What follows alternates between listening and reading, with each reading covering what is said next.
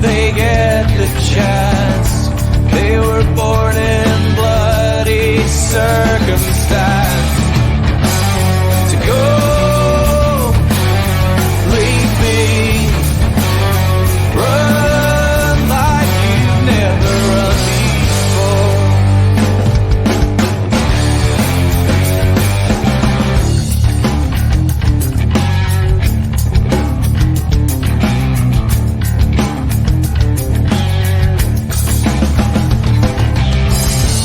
A voice from the underground, given room to breathe, not be drowned. So die if you get the chance. Better men than you've been, let this stand. So go, leave me, run like you've never run before.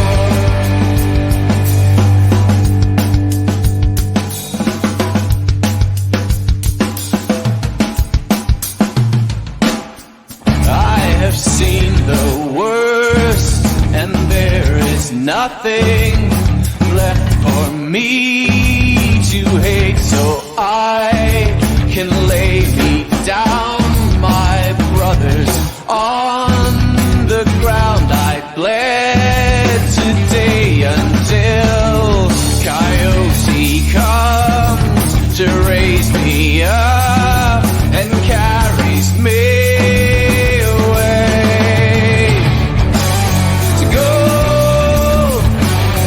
leave me, run like you never did. No, believe me, run like you've never run before.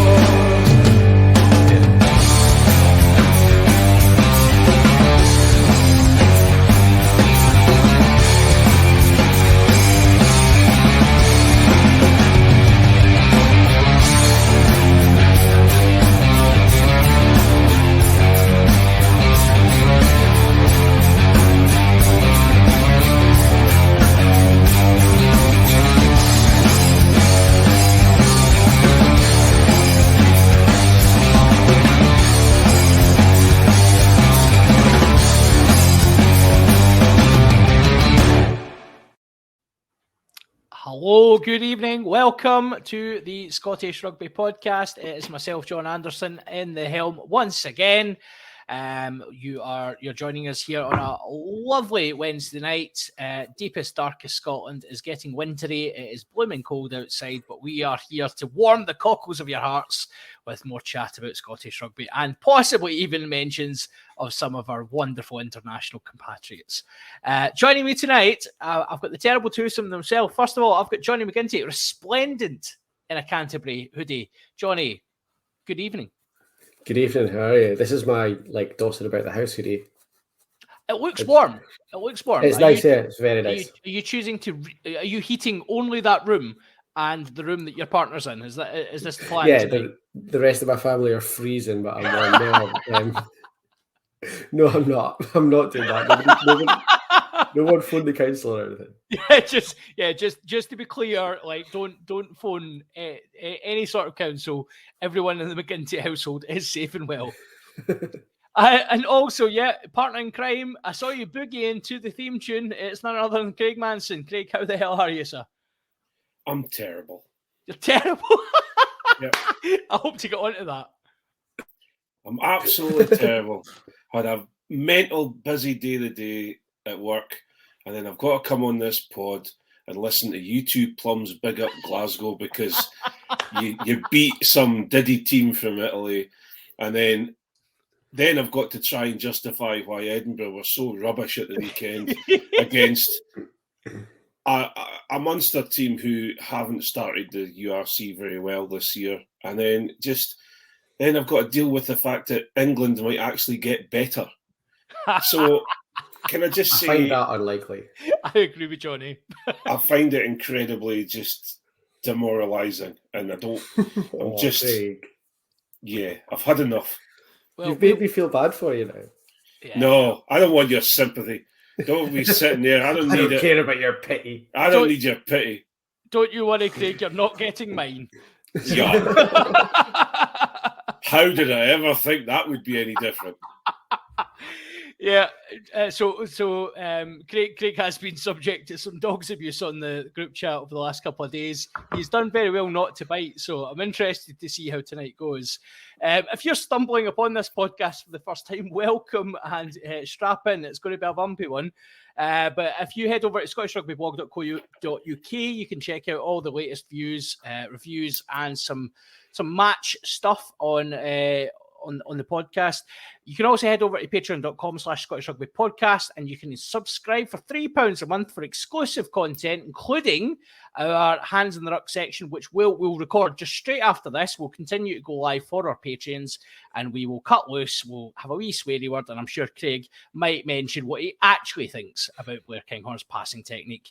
So if you are a Patreon, come over and join us for that. You can also, if you're willing to put your hand in your pocket for £5 a month, you can get access to the luxury package where you'll get your name read out in the podcast. And yet again, I'm really terrible at this. I haven't checked to see if anybody's done that. I promise, this is my vow to you guys. Next week, I'm going to go back through, and anybody that has given us the £5 a month for the Doogie Donnelly Lounge, I'm just going to give you a wee shout out just to support you. So that I'm going to write that down right now.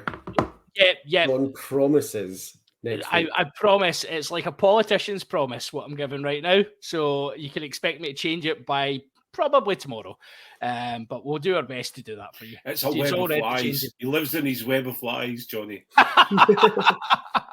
Don't you even start, Boyle. We're going to come on to you in due course. So yeah, tonight we're going to have a wee review of the URC at the weekend. We're going to have a wee look at some of the news and reviews that have happened over the week in rugby. I think it's important. This is a Scottish Rugby podcast, but there has been fairly seismic things happening in rugby over the last couple of days. We're going to have a wee discussion about that, and then, as I say, we'll head over to our Patreon only content where we will do our Hands in the Ruck, where we'll set the world of rugby to rights. So does that seem like an agenda, boys? Sound good? Excellent. I've always said you've got an agenda, Anderson. Yes. I always say I'm winging it. You always say I've got an agenda. Who might be right? I was just singing it. I was just had the wee tune of because I thought it was the Agenda Boys, and then I realised it's the Agenda Boys. And we've named the podcast 8 minutes and 45 seconds. Stop the agenda in. bus. I want to get off. Agenda bus is coming, and Johnny's got a problem. He's got to say something about Blair Kinghorn. You can stop now. I can only hope that was ad-libbed. I certainly didn't write that rubbish down. Right, let's talk news first of all. Right, which part of South do you want to start in, Johnny? Wales. I mean, yeah, we should probably start with the one that actually sort of makes sense. Makes sense. Can I just get off my chest, first of all, that Gregor Townsend being the only British head coach still with a job at the end of this autumn is absolutely baffling to me. Like, he's just got better time than the other two, I think, because his job was on the line before the games even started. And then he at least had the sense to bring Finn Russell in with 2 games left and save his job. If anybody in Scotland had memories longer than a month, I think we'd be talking about 3 coaches losing their jobs. well, some of us have been advocating for that for quite some time, and some of us, even at the end of the autumn, stated that it still wasn't too long to a World Cup. And I was shouted down online. I was absolutely pillared online. You can't possibly, 9 months out from a World Cup, you can't possibly change your coach. The point the RFU made, and we'll come on to Wales in just a second, but the point the RFU made when bagging Eddie Jones, their most successful coach in history, the point they made was that 9 months out, it's happened quite a few times, in that South Africa have done it twice and won the World Cup both times, and England also done it and reached the final, and probably should have won it, let's be honest, if it wasn't for a dubious TMO decision. That was he in touch, wasn't he in touch? Of course he was in touch. We absolutely all know that, but he might not have been. But let's come back to Eddie, because I think he's going to have his own whole section here. Over in Wales, Wayne Pivac, in a surprise to no one, turns out is not cut out for international rugby, as every Welsh person has been telling us for about 2 years. And he has finally got the bullet, and none other than the Messiah himself, Warren Gatland, has marched back to Cardiff to sort all that is wrong in Welsh rugby.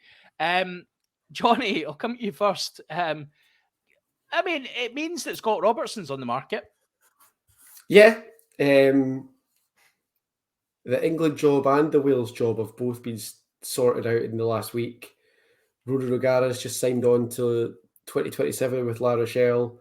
There's like not a lot of coaches and not a lot of jobs left. And at some point, this like insane fairy tale about Scott Robertson is going to come true for someone.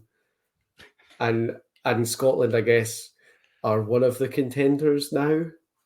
Like, it baffles me where this entire Scott Robertson thing's come from, because everyone thinks they're getting Scott Robertson all the time. Scott Robertson has a job that he likes and he's good at, and he's never been an international coach before. Yet every time someone loses 2 games in a row, all of a sudden everybody in that country goes, you know what's going to be brilliant? We're going to get Scott Robertson. No one's going to get Scott Robertson, and even when they do, no one knows if he's going to be good or not. Like, he could be Bobbins. He could be like the second coming of Wayne Pivac. He's got a really good team with a really solid academy who've been playing together since they were like 7 years old and have the best pack in Super Rugby and keep winning Super Rugby. And he's a great Super Rugby coach with the best Super Rugby franchise. Wayne Pivac was a great top 14 or Pro 14 coach. He had a really good Scarlets team, and he won a Pro 14 or Pro 12 at that point with them. And then got the Wales job and was absolute dog water. And everyone just seems to feel like with Scott Robertson, it's going to be totally different. I do not understand. Sorry, I've kind of gone off on one about Scott Robertson there. But it's just we also don't know the state of Scott Robertson curtain game. We don't know how his curtains are. Well, I mean, we know what his actual curtains are like, don't we? Well, you can't look at that and look into his steely blue eyes and think, I want to break dance with him. Now, I know that certain pundits on other podcasts would have a lot to comment about Scott Robertson's drapes, but we will concentrate purely on his merit as a rugby coach. Wayne Pivac, as you rightly say, Jonny, came into the role as a successful coach in the Scarlets, played attractive rugby.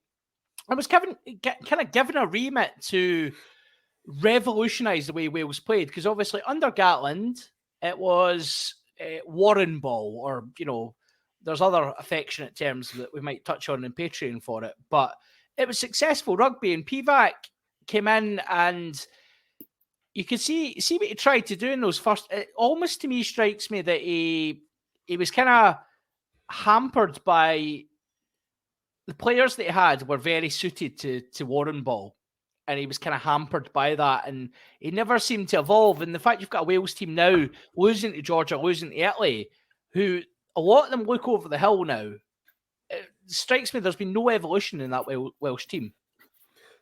Do you think there's a breakdown in communication, and that no one told Wayne Pivac or nobody checked at the WRU that actually Tadhg Beirne's not available for Wales? And the fact that he built his entire Scarlets Pro 12 winning team around the fact that Tadhg Beirne is an absolutely irreplaceable talent, and then got to Wales and went, oh, hang on. There's a very important piece missing here. Now, let's be clear. Are you suggesting that Tadhg Beirne is better than Alwyn Jones? Is that what you're saying here? Oh, absolutely. Yeah. Yes. Like, right yes, now, Jonny. if you want, of course. Choose violence. Yes. Oh, that makes me feel good. Yes. If there's any Welsh folks watching tonight, feed me your hate. Bring it.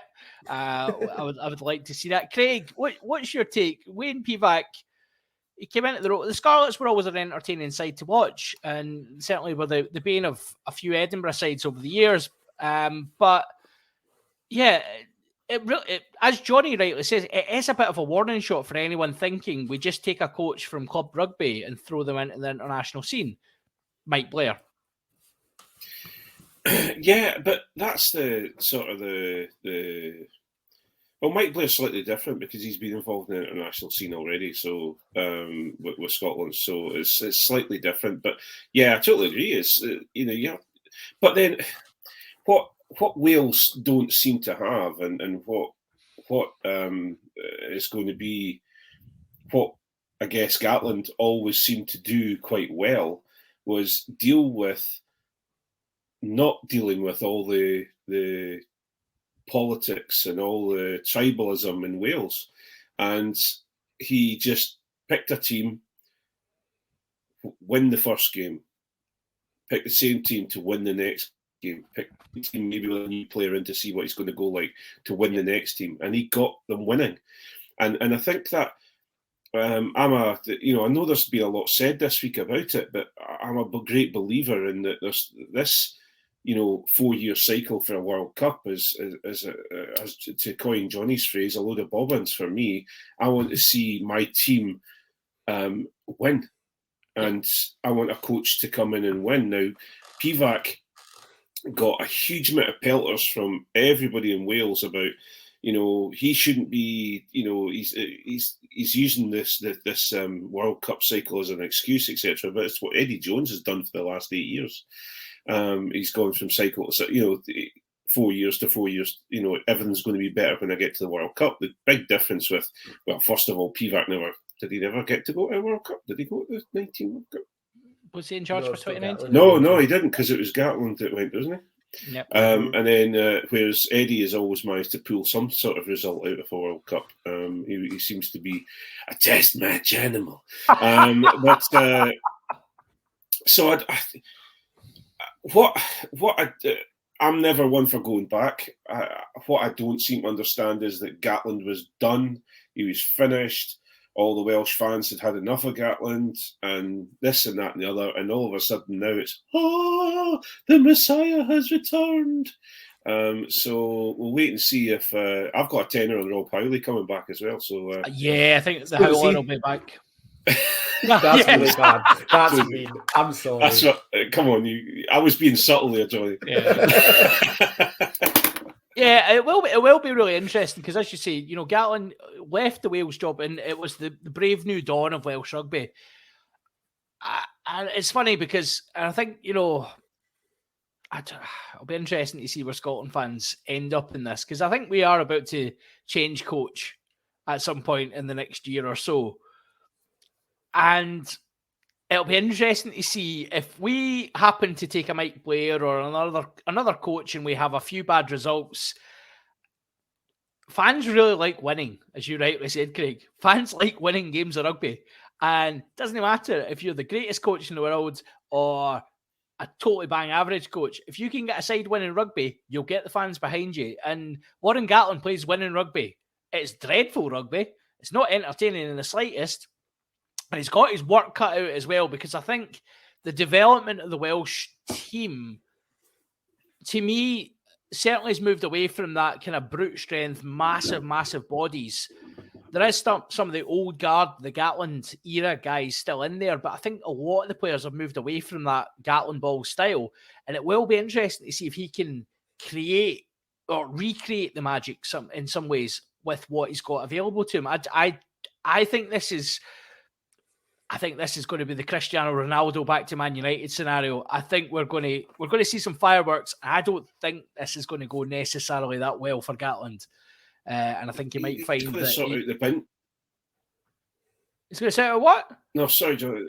Well, he's got to sort out the bin fire that is Welsh rugby at this moment in time. Well, that's it. Yeah, and he's well known to have said and has been quoted before that he's not an advocate of the 4-team system in Wales. He wants to lose one team at least, and relocate a few of the teams as well. So, it's going to be really difficult for him. And also the one of the more scary things about it is the fact that I've totally forgot his name. No, Will Rowlands has just signed for Racing. He's off to Racing, that's right. You know, and I have to say, like, they seem to have got it sorted for next year and stuff now. But if I was not even just a regional player, if I was a Welsh international player or a fan of one of the regions or a DOR or something, one of the regions, watching on Monday as they wheel out this massive contract they're paying Gatland before they've even given the regions their budgets, I would be furious. Like, Will Rowlands left because they didn't know what their budget was, so they couldn't offer him a contract, and he's off to Racing. Yeah, that happened with Jonah Holmes at the end of last season, who's ended up playing for Ealing in the Championship. He was a Welsh international, and he's in the Championship because they couldn't sort their budgets out. They lost out on some huge names. The regions had a couple of massive Southern Hemisphere players supposed to be coming to them in summer, who they lost out on because they couldn't tell them what their budgets were. And they signed that contract with Warren Gatland before they told the regions what their budgets were for next year. It's mental. It's scary, isn't it, to think, like, so the figure's rumoured, like, so we obviously we don't know the official figure that Gatland is going to be getting, but I mean the rumours are it's around about £600,000 per year. That the 585 seems to be the kind of most regularly quoted number. I mean, that's not a kick in the bum off of a Finn Russell. And I was reading some papers recently about the impact of coaching in sports.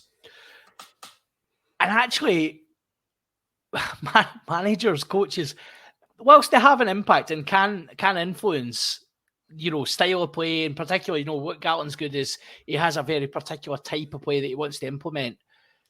Coaches don't actually impact results as much as they would have you think. So for the Welsh Rugby Union to be forking out 600k, which if we compare it to, well, you know, 600k is what, a tenth of the budget of Edinburgh and Glasgow, give or take, maybe a wee bit less for a national manager. And I'm sure Townsend's on not far off that as well. You know, he'll be on a decent whack as well. But yeah, it's scary, and when there's such uncertainty of funding in Wales, it's insulting, isn't it, to the players involved, and they will lose. They'll lose players and they'll lose coaches.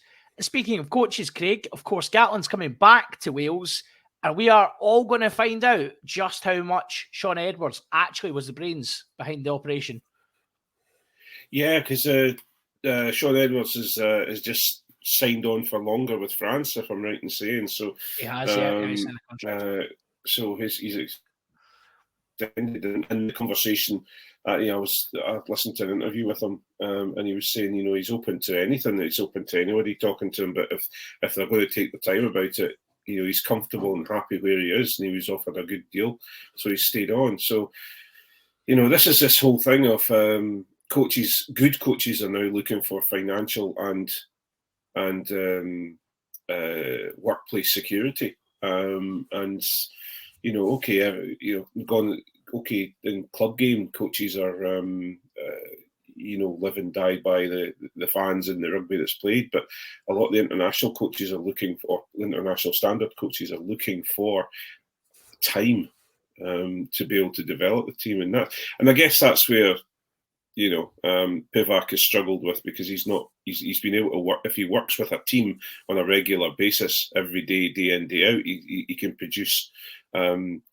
Well, him and Ty Burn can produce a Pro 14 title, but I think he's struggled with bringing in all these different players and trying to get them to play his way. Whereas Gatland, for some reason, well, you know, it's not inspiring rugby that he coaches, so I suppose you can all just fit into that box really easily, you know.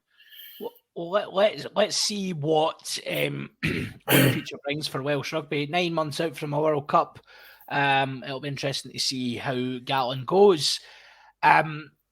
Let's move. So we've spoke about 585,000 for Gatland. Let's move over to £750,000 a year.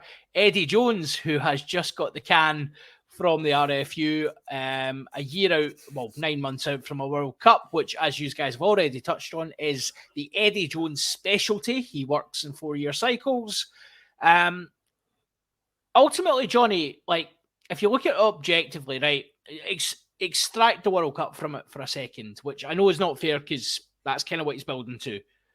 Results this year haven't been good enough. Results for quite a few years haven't been good enough for England with the resources they have and the talent they have at their disposal. Plus, the rugby has been really quite uninspiring. Surely it was a no-brainer that he had to go. I think it's one of the most insane decisions that any rugby union's made in a very long time. I think it's absolutely bonkers. Like, for all that, yeah, he's had some not great results. The results when they matter are really good. And like, for every bad result, I saw a thing today saying Dave Rennie could win the next 43 games in a row for Australia and still not have as good a win percentage as Eddie Jones had with England. Like, his win percentage is brilliant. He wins games where it matters. The problem for him is that his man management style has run its course. I think a lot of what happened towards the end of Richard Cockerell's time at Edinburgh is what's happened in England. Like, they're just not prepared to put up with it anymore. The story that was in the Telegraph this morning about him reducing Max Malins to tears during the autumn is not something you're going to get away with as a coach at any level. Obviously, you know, we saw a bit of a bump in Edinburgh's fortunes when Cockers came in, but it doesn't last for very long. And I think Eddie Jones has just been there for long enough, trying it for long enough now that they just couldn't stand for it anymore, basically. But it's mental. Like, the money they've had to pay out to get rid of him, the money that it looks like they're going to have to pay in to get Borthwick in, who's the man they want, the way they've gone about it, the timing, the results that he's had, the World Cup performances that he's got out of them using this exact same system, it's madness. But like, I'm here for it. I'm enjoying it. Oh yeah, well, exactly. Yeah, it's interesting, Craig, thinking about the succession planning of English rugby and how quickly it's changed. Eddie Jones, when he signed his after the 2019 World Cup, they reached the final. People have kind of said that results since then haven't been great, but they did win the 2020 Six Nations. You know, yes, they finished fifth and then third in the subsequent championships, but they've got a Six Nations title behind them as recently as 2020.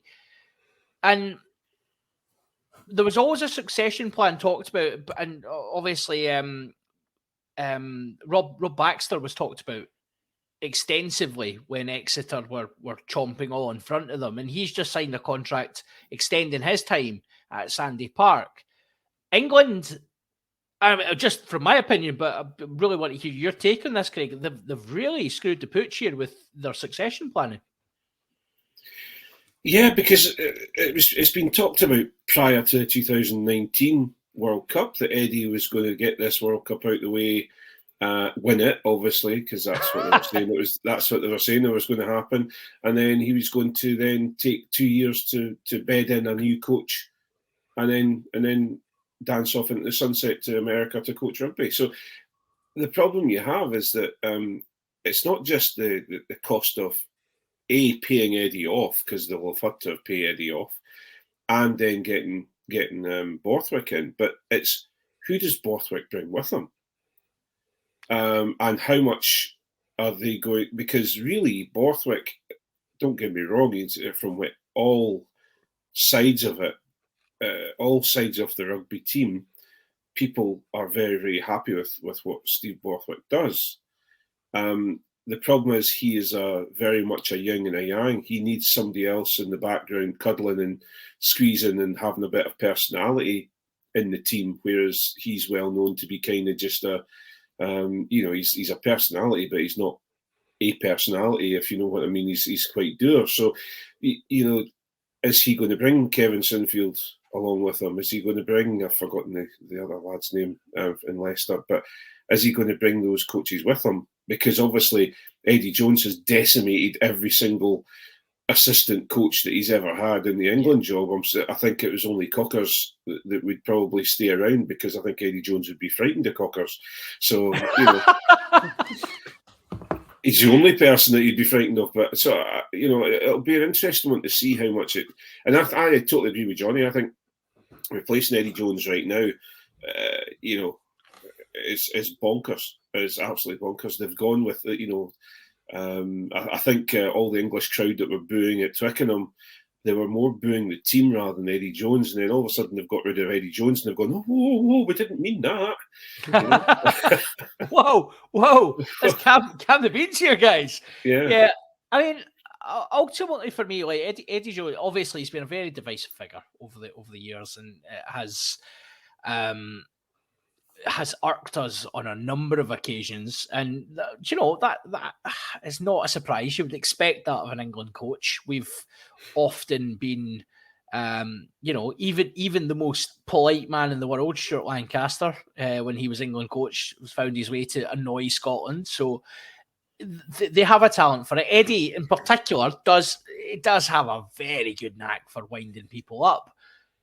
I'm having a wee think about the evolution of that England side, though, and Eddie Jones 2019 was a bit of a shock, actually, because they hadn't had a great Six Nations. They'd had that massive run when he first started, where and you've said about the Dave Rennie stat, it's mostly generated from that, in that there was so many games they won, and they'd done 2 massive runs where they were close to the record, weren't they? Yeah, twice. And then they've kind of moved from there, and they've got to a World Cup final, and it was kind of in spite of, they went into the tournament with Eddie Jones. There was calls for him to be fired before that World Cup, and they go in and he does Eddie Jones magic and gets them to the final, playing some of the best rugby I've seen from an English team in a long, long time. That semi-final against the All Blacks was magnificent. If we stand back as Scots and remove the desire for those guys in white to constantly get pummeled, it was brilliant what they done. And then South Africa tore them off the park. And Eddie Jones admitted after that final he'd made mistakes in selection. He'd kind of made mistakes in the type of player that he wanted, but then continued to make the same mistakes. And it's only in the last year that I've maybe seen a change of tact in the English selection policy.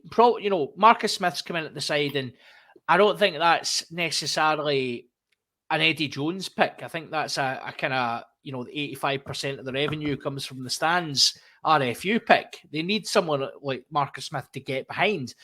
But, you're seeing guys like Freddie Stewart coming into that fullback role. I think he's one of the most talented rugby players England have had on their hands in generations.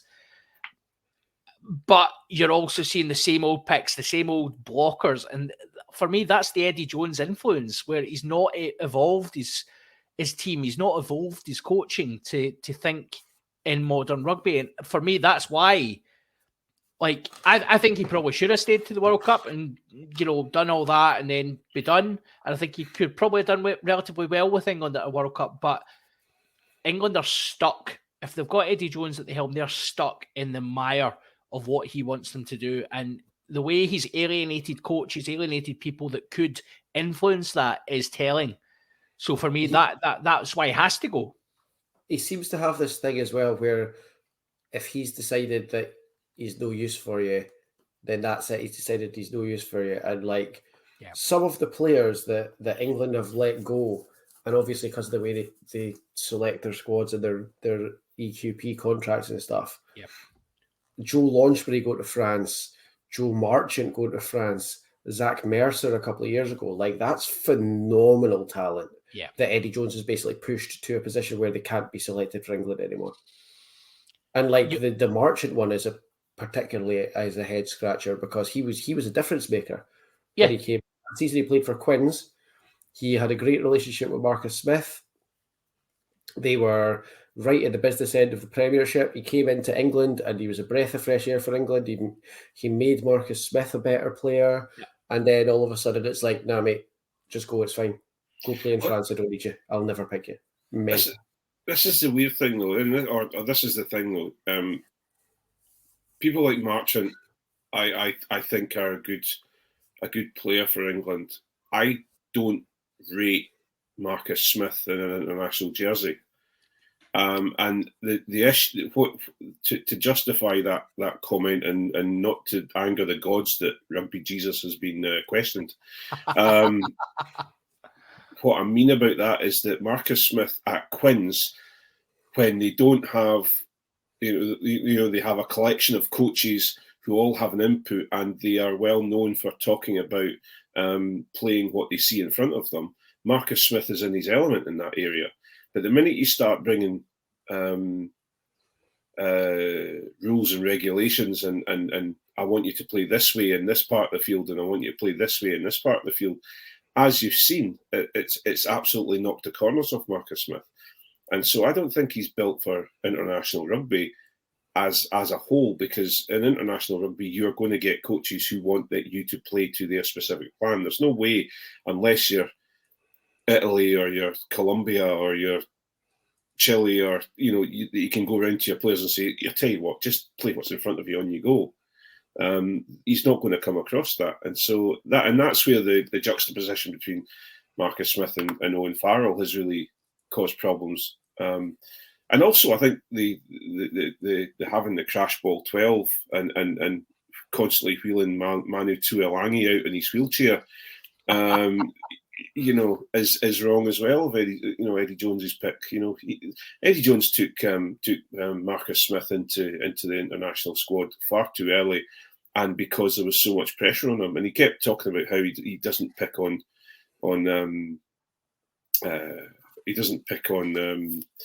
how a player's playing, and he picks on, he's got his reasons for how he picks players, but he started to do that because the noise has been too much from the England fans.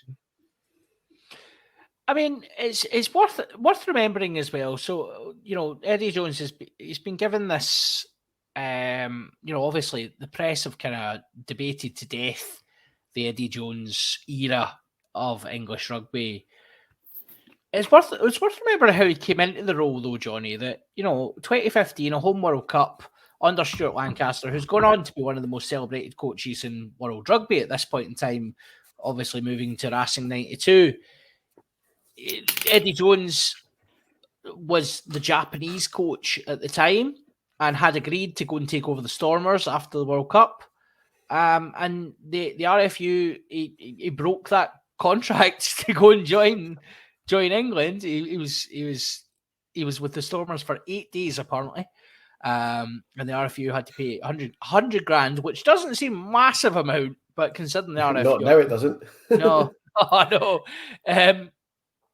And you've got this guy who's he's had success everywhere he's went, but ultimately, I mean, you're absolutely right when you say the comparison with Richard Cockerell. It's quite interesting that we would say. I think Richard Cockerell is the natural successor to him if they go down the same route, in that if they're going short-termism and they want a couple of years of a shouty coach, they could go Cockerell. But I just can't see how Steve Borthwick can be. I don't think he's the messiah that the English media think, and it seems to me like Martin Johnson is jumping into my head. I know Borthwick's obviously got coaching behind him and isn't just a captain that happens to be, let's make a manager for a World Cup and watch how terrible that goes. But I just don't see how Borthwick's the answer. I think this is crazy. They're mental. And again, like I've said this about Scotland before, with going in for Gregor Townsend, and then obviously there's people in Scotland starting to speak about Mike Blair already.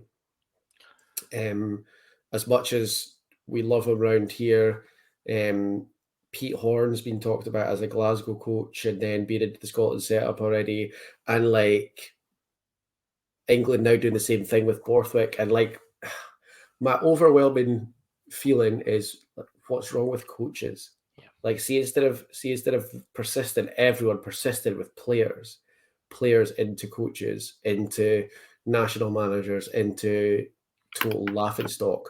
Like, let's look at some coaches. Like Vern Cotter was a coach. Yeah.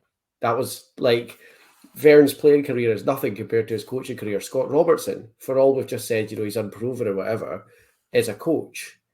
Gregor Townsend is a player who became a coach. Steve Borthwick is a player who became a coach.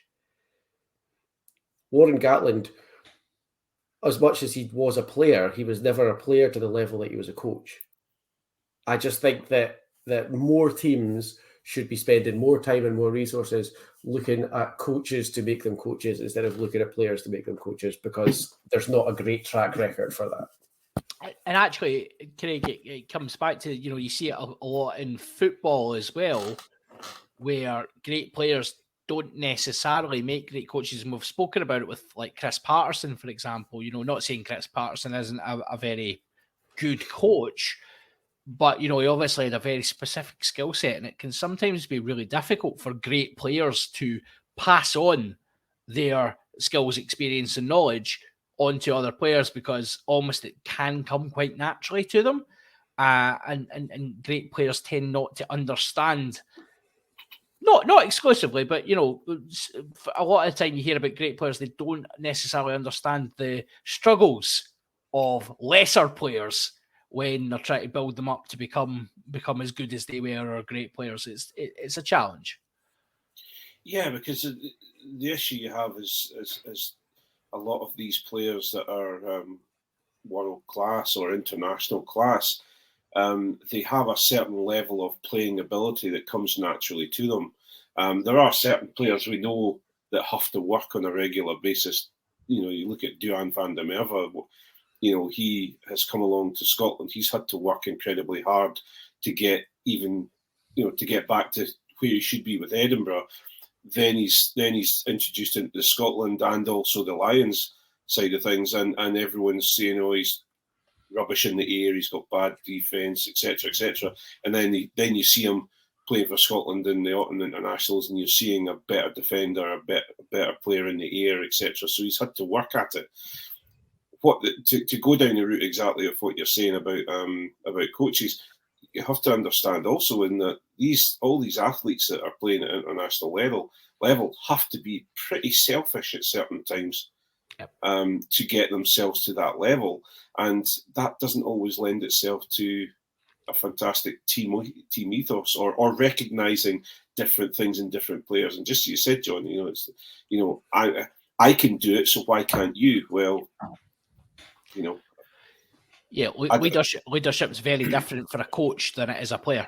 Like we see leadership in players, and we say, he's a natural leader, he's this, he's that, but it's still very self-centered and very much in the, yes, I'm working for the team, but ultimately I've got my role to play within that. Whereas we talk about coaches, actually it's managers, it's guys who have to oversee all of those soft skills. And we've talked about on the podcast a number of times about the Gregor Townsend element of those soft skills, those communication aspects that don't necessarily, he doesn't necessarily hit every time, or sometimes any times.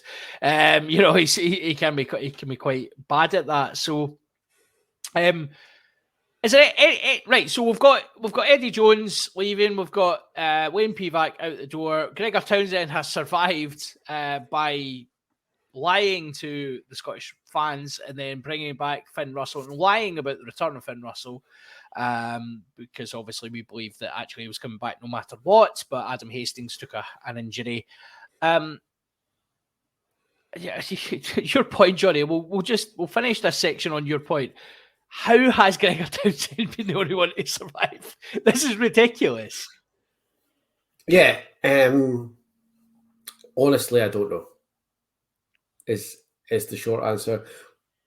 Two really good performances at the back end of the autumn is how he survived. Another one against the All Blacks, where Scotland seemed to have this thing where they, even though we ended up losing, obviously, they pull a performance out against the All Blacks that you haven't seen for a long time from Scotland. They pulled another performance out against Argentina, and that's an Argentina team like that is now not like, that's not the Argentina team of old. That's a competitive team. Yellow cards and red cards aside, that was a really good, really strong performance. But those two strong performances revolved around having Finn Russell in the team, and there was no reason not to have him in the team at the start of the autumn. So, for me, the fact that Finn came in and we put together 2 really good performances says Finn should have been in there from the start, and that shouldn't be saving Gregor Townsend's job because it was him that left him out from the start. Yeah, and it does put a mockery on that idea, Craig, that, as I said, I get pillared online for saying Gregor Townsend could be fired after that autumn series. The fact Wales and England are both making changes at this point does suggest, is it simply the SRU believe Gregor Townsend is the man to not get us out the group stages at the World Cup, or do they want to? Is it a timing issue? Are they more confident that if they wait till after the World Cup, they can get the right man, Scott Robertson? I think also, if I want to put my tinfoil hat on, you could be saying that they're wanting Tooney to go to the World Cup and fail miserably, so they don't have to pay him out anymore, any large amounts of money to get him out of the job. True. So I think it's more to. I've got to be honest. I think Scotland and the SRU, etc., believe in their own, in their heart of hearts, that he's the best man for the job, because they all seem to toe the same line, and you didn't have anybody from the SRU kind of scratching their head and going, why no Finn Russell? And when Tooney was giving out his excuses of why he hasn't got Finn Russell in the team, they were all backing him within the SRU. So it's an odd one. But then on the other side of things, we are sitting there saying, well, if England and Wales can do it, so can Scotland. Well, do we really want to, though? And that's the big question. Well, time will be the teller with that one, and we will see, obviously, the relative performances of the nations come the World Cup. And obviously, the Six Nations is not a million miles away, so it will be interesting. Scotland up against a Wales and an English side in transition. That this is ripe Scottish territory for a finishing bottom with a sixth place with a 40-point loss to Italy. So we shall see how it all progresses. Looking forward to it. So speaking of losses, shall we just touch a wee bit before we go into the Patreon? Shall we touch on the URC, Craig? Mm-hmm. Yeah, let's do that. So remind me what you said about Munster at the start of the season. I said that Munster could be one of the Irish teams that don't make it in the top 8. You did. I picked that out. You said Munster had the potential to have quite a poor season ahead of them. Yeah. Which they have so far. You've been absolutely spot on with that. And you also said, what did you say about Edinburgh? I said Edinburgh had the potential to win it. And what did you say after that? What do you mean? Because I think we said Edinburgh had the potential to win it. And then I think you doubled down on that and said, Edinburgh, we're going to win it. Well, I've got to have a bit of positivity about me. I've got to start the season with a bit of positivity so that I don't end up doing anything silly during the mid-season. At least I'm just down at the moment. So this was described to me the weekend. So the previous weekend was described to me as the worst Edinburgh performance of the last 2 years. This performance was described as trumping that. Apparently, it was dreadful, Craig. I think whomever's been talking to you or whomever's been writing the headlines, I think we weren't as bad as the trip to Benetton. Benetton was just poor. I think we just didn't. We've talked about it before, but nothing went wrong, nothing went right, and we dropped every ball, or whenever we needed it to actually go to hand, we dropped it, or whenever we needed to keep a ball and not get it turned over, we turned it over. Where Edinburgh on the weekend struggled was a mixture of their substitutes coming on didn't really add anything to the game. And also, again, we had this I have to say I agreed with Tom English, and I don't tend to agree with Tom English very often when I listen to what he's got to say. But Edinburgh, where when you back Munster into a corner, they come out punching. And with Edinburgh, when you back them into a corner, they tend to just say yes sir, no sir, whatever you want. And I found that is what happened. We came out punching right at the beginning, and we did a great job in the first half, and then, or well, maybe even just 20 minutes in the first half, and then Darcy got injured, and we all started to fall apart. And I have to say, and I'll say this on the rather than just in the Patreon, I'll say this right here. I have a lot of belief in Blair Kinghorn, but he did nothing to help me believe on the weekend. He maybe I was losing my religion a little bit. So yeah, it was a difficult game to watch and a difficult game to watch, because the last thing I want to do is see a smiling Peter O'Mahony, and unfortunately, we got that. Yeah, that's fair. The problem you've got, though, Johnny, we'll come on to Glasgow in a second, but the problem you've got is, and I refer you back to Craig's comment in the group chat when the team was announced, that was a fairly full strength. I mean, Buffelli aside, a couple other names maybe, that was a fairly strong Edinburgh team, and they absolutely disintegrated in that second half. Yeah, it's worrying from that point of view. I mean, if you have a bad day, you have a bad day. Edinburgh have had 2 in a row now, which is more of a concern. But that second half kind of made me think that the old Scottish way of falling apart in the second half, which Glasgow never really shook, but Edinburgh and Scotland seemed to kind of be shaking a little bit. Yep. It does concern me slightly that possibly it's on its way back, and I think that's something that we really, really need to avoid.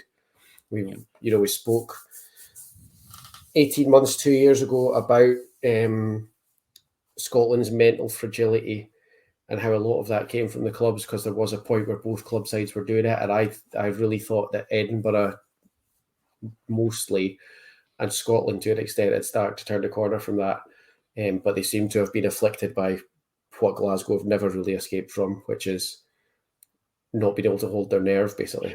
It's second half itis. Well, it's funny because and there was a couple of moments, and for the first 20 minutes Edinburgh looked on song, and they were throwing the ball around, and we're making ground, scored a couple of nice tries. Okay, one was an intercept from Darcy, but Christine broke through the Munster lines and scored a fantastic try. And then Munster seemed to go, right, okay, this is wrong. We're doing something wrong here. I'll tell you what, we're going to go back to how Munster play, and they just ran at us. And where we struggled, and where I was very disappointed in, is that every time somebody took a ball to a line, they were getting 2 to 3 meters through the tackle, and that creates momentum. So you're already on the back foot, and Edinburgh just went to pieces every time. They'd take a line. People would come in to try and make a tackle. They were upright in the tackles. There was nobody putting any chop tackles in to put these people to ground. They were always trying to stop them and hold the ball and try to rip the ball, etc., which leads yourself to 5 meters further down the park in your own half. And that seemed to be the way it happened. And then all of a sudden, it just got to a point where they kind of went, oh well, we're not bothered. We'll just let them run at us. And it was difficult to watch. Edinburgh, to me, they strike me as a team just now, and this might be unfair, but I'm not meaning it to be unfair. They strike me as a team just now that seem to panic when their game plan. So whenever anyone, so you've just said, Munster just went, do you know what? Let's just do what we do, and we'll just run the ball straight and hard, and we'll see what they've got, because they're playing Edinburgh, as you rightly said. That first period of time, they played good stuff. There was a couple of good moments for them. And they've just went, you know what, how do we counter that? And Edinburgh seem to struggle, and it's probably, symptomatic of Glasgow and Scotland as well, that whenever the plan A gets countered, I don't know if the club sides have the talent within the teams, and that's no disrespect to any of the guys that are playing in those shirts. I think they struggle with when the situation changes. And, we've all identified times, particularly Scotland, where, you've had a situation change in front of you and the team haven't reacted or the team haven't adjusted their play. Referees are a great example, ref interpreting the rules one way, one day. Sometimes Scotland get left behind with that. And I just feel like Edinburgh really struggle when a team understands what they're going to do and just goes, yeah, no, you're going to have to beat us a different way today, guys. And part of that, when you're missing Buffelli, part of that comes down to you don't have a goal kicker in that team. So you can't just grind out penalties, grind out wins that way. You're going to miss kicks. You're going to struggle to just take the points, which is a whole, that's the famous Northern Hemisphere way of doing rugby in the middle of November, December, is just to grind out, a 5 penalty win. Edinburgh can't do that. Glasgow can't do that either, actually, to a certain extent, but we certainly have a higher percentage kicker. The problem for me as well, like bright spots from that Edinburgh team, right? Chris Dean was fantastic. He, again, was a shining star in that side, but you look at the other players in that team, you've got internationals across the board, and not one of them stood up and said, look, they're doing this to us. And there was an inevitability about what Munster were doing that no one stood up to. It was definitely there was definitely an inevitability and this isn't just an Edinburgh thing. This is a Scottish rugby thing. Yeah, Scottish, absolutely. And where I was going to save this for the Patreon, but where you see the difference is we could have gone in at half time with 2 scores, Munster having to score 2 tries to get near us if Blair Kinghorn had put his kicks across. Exactly. Okay.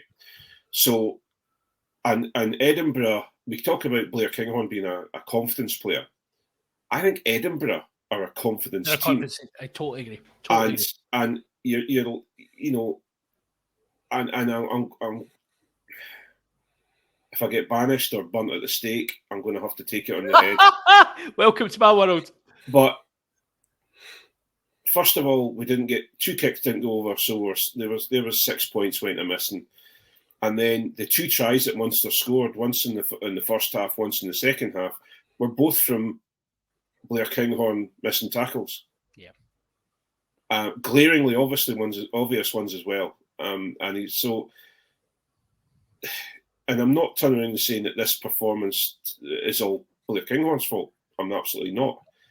I'm saying that it seems to be that when we have an off day, and it's usually highlighted by Blair Kinghorn and his and how he's playing, and we talk about how he's a confidence player, and if he's not confident, things just don't go right for him. It seems to be affecting the team because the team seemed to be exactly the same thing. Things weren't going right, and Jamie Ritchie and kicking a ball out of our own try line, and putting it up and straight into a Munster player's hands. Why are we doing something like that? And so I was frustrated, and I'll talk about more frustrations about Edinburgh in the Patreon. But it was a frustrating night. And what I will say, however, and I will say to everyone at Edinburgh Rugby, they got the atmosphere fantastic that night. We were freezing cold, and they had patio heaters and different types of patio heaters all out in the player area, in the food court area, and it was a really nice atmosphere. So and plus I had a driver that night, which was great, so I could have a pint. So always nice. Life was good. So I'd like to thank everyone that was involved in getting the game all set up. It was really good, and hopefully it will continue over the winter time. Yeah, so we've got a 31-18 loss for Edinburgh to Munster. Coming to confidence players, and we'll just quickly touch on this, Johnny, because I'm conscious of the time. When you cut to the BBC article of the Glasgow game, you see George Horn looking absolutely panicked that he's about to be smashed by a Zebre player. But, so, kicking, 7 out of 7 for George Horn, including some absolute screamers. His general play, some of his box kicking wasn't up to scratch, but again against Zebre, you're going to get away with that. They are I like to I'm trying to choose the right words before Patreon here, but I like to diss an Italian team. Zebre were mince. Glasgow for the first half were absolutely shocking, but then the second half, in what is anti-Glasgow style, they seem to pull it together in the second half, score some nice tries, and generally came away with a very comfortable win. George Horn was at the absolute heart of it. Yeah, and really nice tries. I have to say, I've only watched the highlights because I make a philosophical decision never to watch any Scottish teams playing against Zebre because it's either boring or heartbreaking. Yeah, because we're at the stage now where Glasgow's result on Saturday is the sort of result that we should be getting against Zebre, and if we do, it's not that exciting to watch. Like, Zebre are not a good team. It's fun to score 6 or 7 tries against them, but it's not like watching someone score 6 or 7 tries against a proper team. So if the game goes the way that it by all rights should, it's a pretty boring watch because you're just watching a not very good team concede a bunch of tries. If it doesn't, it's a horrible thing to watch because you're getting battered by Zebre and they're terrible. So I do not watch full games of Scottish teams playing against Zebre. I do not understand. I don't see the point. They are the one weak spot of the URC for me because they're just not at the level of the other team. Yeah, I think that's fair. They and are. When we get bad results against them, it's horrible. The problem, I don't know if you watched the game either, Craig, but the problem for me, again, Glasgow, really pulled away that second half. But again, a late couple of tries conceded. This seems to be a recurring theme for Glasgow, particularly in Italy. We tend to do this. Should we read into that, or is that just we're away, we're going to get a nice breakfast in the morning, and we've done our job, we've scored quite a few tries, the boys have done a job, we can switch off and they'll score a couple of tries? Difficult because I can't take the high horse with Edinburgh in Italy or playing Italian teams, so it seems to be a Glasgow Scotland thing because Italy as a whole, Italy as an international team have given us many a scare. In fact, I think Jonny and I were in the Stadio Olimpico having to drink to try and wait on, I think it was Grieg Laidlaw that actually saved our horses that day. And I think it's I think we all seem to struggle with Italian teams, and I would like I like the sort of the Johnny's entitlement there, saying we should be beating these teams. We're the sort of team we should be beating these teams. But the problem I have is that history does not show that either Glasgow or Edinburgh should be beaten Italy. And this is the problem. We have the personnel. We seem to cop the ball on a regular basis when we go and play Italian teams lately, especially. I mean, I would probably counter that by saying history probably does say that both Edinburgh and Glasgow should be beating Zebre. I think what a lot of people don't seem to be fully bought into yet is that we can't say Italian teams anymore, I don't think, because Benetton have moved on in the last couple of years in a way that Zebre just haven't. Like, Zebre still are not a good team. Yeah, they are poor. So here's a stat for you. So the Glasgow away to Zebre in the URC Pro 14, Pro 12. So the games Glasgow have played against Zebre. So away is where you'd expect Zebre to be at their most dangerous against Glasgow. 10 matches. What have we got? 10 wins. Well, it's now 11 wins. 8 try bonus points. It's now 9 try bonus points and 48 points out of 50. So, to say that we shouldn't be expecting to beat Zebre, the stats bear difference to that. Benetton, I think, are a different side. But back to the point I made with you last week, Craig, I think that if we're going to make statements like we want to be in playoffs, we want to be top 4, we want to be winning the title, Benetton are a team you need to be dispatching with a 5-point win. Oh, yeah. Listen. I'm not sitting here saying, "Oh, we should be afraid. We should be afraid." Yeah. I'm just saying that when we have our gander up, when we think that we're going to do this and that and the other, and people like some stupid people think you're going to win that think their team's going to win the Pro 14 of the URC. You've always got a wee Italian team sitting at the background, so you think. And so that's my concern. We always seem to manage as a Scottish teams nation as such. We regularly trip over an Italian team at some point. Well, why don't we take this one over to the Patreon where we can properly cut loose about what we actually think about Italian rugby and many other things. Thank you everyone that's joined us tonight. We're going to head over to our pay for section now. If you're coming over to join us, we'll be delighted to have you. But for now, it is goodbye from me and goodbye from Jonny and Craig. Bye. Bye all.